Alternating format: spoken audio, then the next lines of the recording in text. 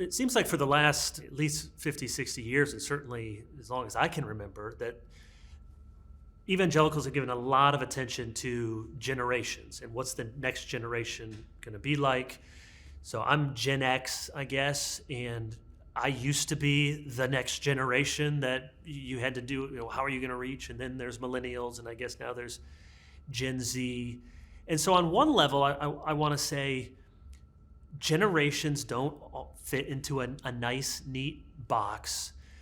People are more the same than they are different. I think that's part of our Christian anthropology, that we're made in the image of God. We have a sin nature. So all of that, I want to sort of push back on some of the generational talk that makes it sound like aliens from another land and you can hardly understand them. Now, having said all of that, I am persuaded that generational change is real, and one of the chief drivers of it is technology.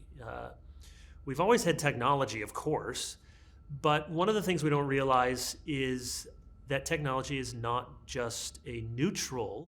It can be used for good or bad, and not just is it something that we use, but it's something that uses us and shapes us.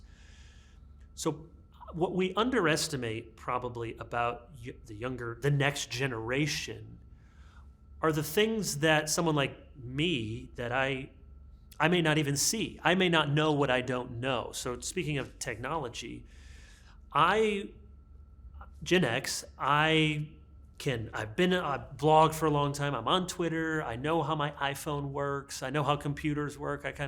I'm at home in this digital world, and yet I remember when email wasn't a thing. I remember in college you had to go to the computer lab to use a computer, and the noise that the modem made, all of that.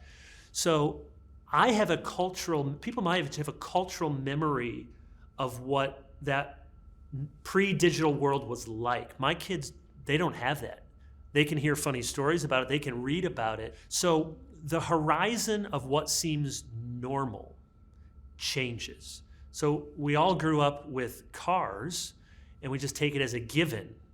And so it's not that a car does lots of good things, but we don't often think, wow, how did the automobile change the world almost as much as anything in the history of the world? What did it do to neighborhoods? What did it do to houses? What did it do to churches and how you can get to different churches? And do you need 6 churches within a mile radius downtown? No, you don't need that because you drive places. We just don't think of that because it's a given. That's just the way the world is. So we can underestimate the givenness that a younger generation has with the technology that's just there. We don't take them as presumptions. We take them as artifacts. The younger generations just assume. And then you multiply that not just by technology, but by cultural assumptions, especially around the sexual revolution. You just realize it's one thing for people my age and older to look at, say, Pride Month and go, have we lost our collective minds? But if you grow up and that's every June you've seen, wow, you really have to be taught why it's wrong, because it just seems normal. It doesn't seem scandalous anymore because it's just the world you inhabit. Those are the sort of things we can underestimate in the way that cultures are different.